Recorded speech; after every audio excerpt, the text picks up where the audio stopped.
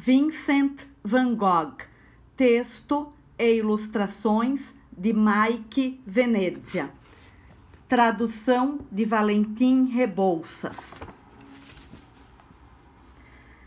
Vincent van Gogh foi um dos artistas mais trágicos que já viveram. Nada parecia dar certo em sua vida e ele não era muito feliz. Em seus autorretratos, ele nunca aparecia sorrindo.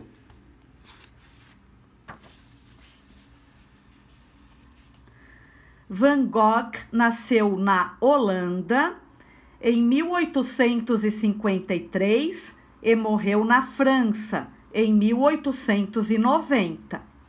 Ao contrário de muitos artistas, Van Gogh decidiu tornar-se pintor somente depois de adulto.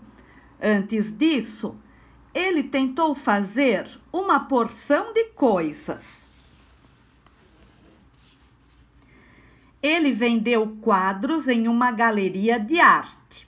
Depois, experimentou dar aulas, trabalhou em uma livraria e também foi pastor, seguindo os passos de seu pai. Nenhuma dessas atividades o satisfez. Então, um dia, ele decidiu tornar-se um artista.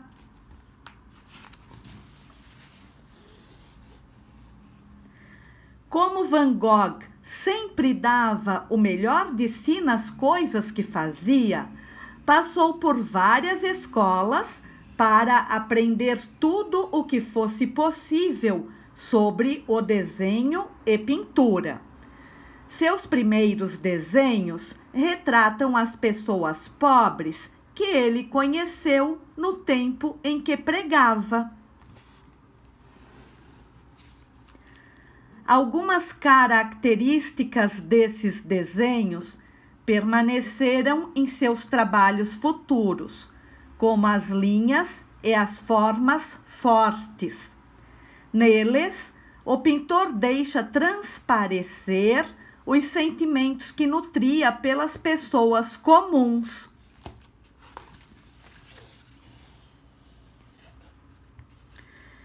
Em suas primeiras telas, Van Gogh pintou as pessoas humildes que ele ajudava. Na obra acima, a família é tão pobre que tem apenas algumas batatas para o jantar. Todos têm a aparência cansada e infeliz.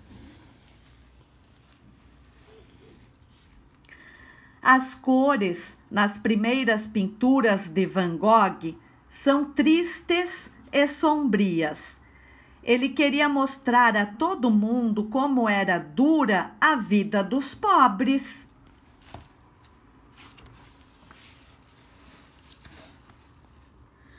Van Gogh continuou usando tons escuros até o dia em que descobriu a riqueza cromática da arte japonesa. Ele se apaixonou pelas cores brilhantes e pelas formas fortes e linhas que viu. Em pouco tempo, as pinturas de Van Gogh passaram a ser muito mais coloridas. Repare na diferença entre o triste Os Comedores de Batata e a pintura acima, feita poucos anos depois.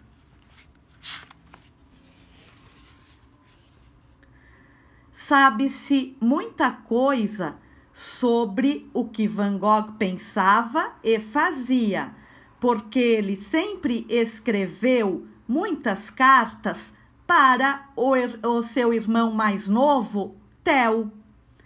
Theo ajudou bastante o irmão, encorajou-o a pintar e enviava-lhe dinheiro sempre que podia. Como Van Gogh estava o tempo todo mandando e recebendo cartas, acabou ficando amigo do homem que lhe entregava a correspondência. fez diversos retratos desse carteiro e usou a mulher dele como modelo em muitas pinturas.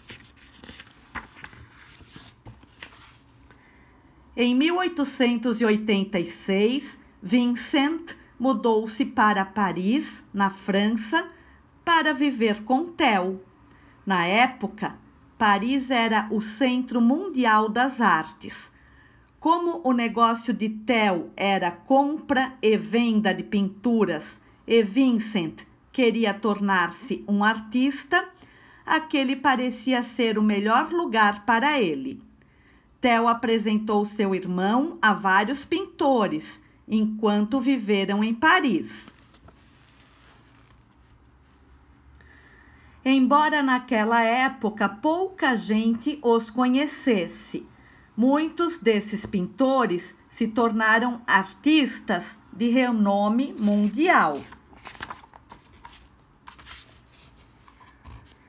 Alguns anos depois, Vincent van Gogh decidiu sair de Paris e se mudar para uma pequena cidade no campo chamada Arles. Ele achava que Arles seria um ótimo lugar para os artistas conviverem e conversarem sobre suas diferentes ideias. Por isso, fez um enorme esforço para convencer diversos pintores a juntar-se a ele. Mas o único que aceitou foi Paul Gauguin, embora não estivesse completamente convencido da ideia. E aconteceu que nada deu certo. Gauguin parecia não apreciar nada do que Van Gogh fazia em Arles. Eles discutiam muito. Van Gogh provavelmente resolveu dar ouvidos às reclamações de Gauguin com relação à bagunça. Veja como seu quarto aparenta estar limpo e bem arrumado nesta pintura.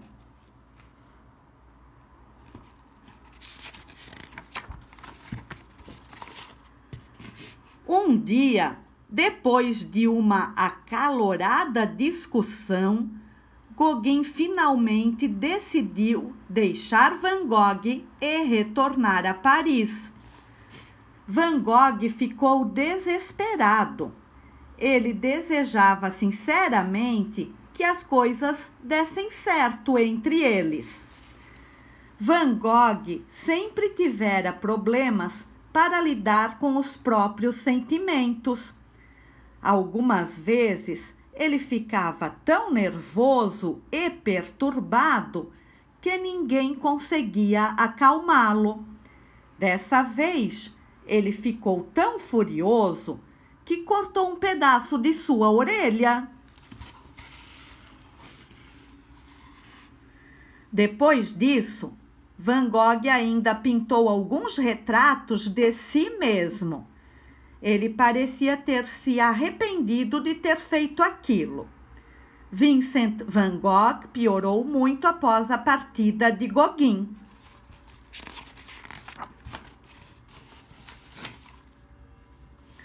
Às vezes, ele estava nervoso demais para pintar. Outras vezes, estava triste demais. Quando se sentia bem, Van Gogh pintava melhor do que nunca. Ele fez o brilho das estrelas deste quadro parecer de verdade. As árvores desta tela são como chamas e dão a sensação de que toda a pintura está em movimento.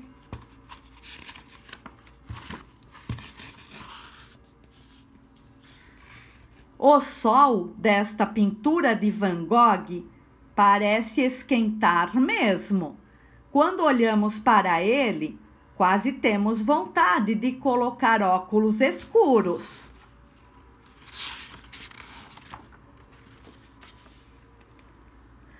Van Gogh normalmente aplicava a tinta de modo grosseiro.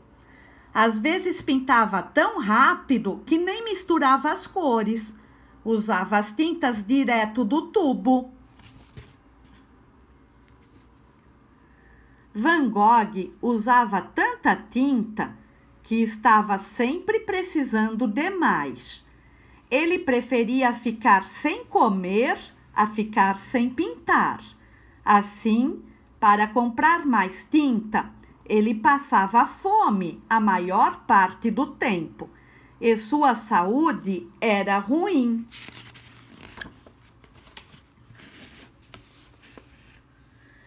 Quase ninguém se interessou pelo trabalho de Van Gogh enquanto ele era vivo. Ele vendeu apenas alguns esboços e talvez uma ou duas pinturas. Nas 2 últimas décadas do século XIX, 1880 a 1889, as pessoas ainda não estavam acostumadas com os vibrantes movimentos de suas pinturas. Mas hoje as coisas são diferentes. O mundo aprendeu a apreciar a beleza de sua arte. Hoje em dia, as pinturas de Van Gogh estão dentre as mais populares do mundo. Esta deve ser a última tela de Van Gogh. Alguns veem nela a evidência de que o artista estava se sentindo nervoso e perturbado. Observe o céu assustador, as estradas que conduzem a um lugar escuro e os corvos, que mais parecem morcegos. Pouco depois de finalizar essa pintura, Van Gogh deu um tiro em si mesmo. Ele morreu 2 dias depois.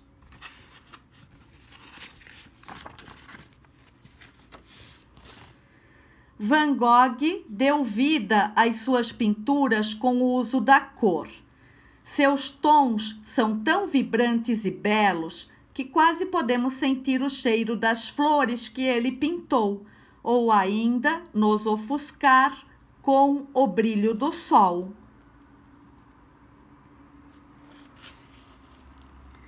Suas pinceladas dão a tudo uma aparência de movimento. Árvores, estrelas e pessoas adquirem vida. Talvez muito mais do que em qualquer outro pintor, os sentimentos vêm à tona nos quadros de Van Gogh. É por isso que ele é considerado um dos maiores artistas de todos os tempos.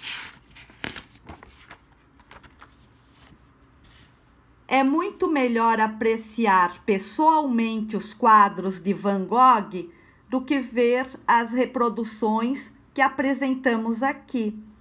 A quantidade de tinta que ele usava, o vigor de suas pinceladas e o brilho de suas cores são de uma beleza indescritível. As obras reproduzidas neste livro encontram-se nos museus relacionados abaixo. Eles ficam na Europa e nos Estados Unidos.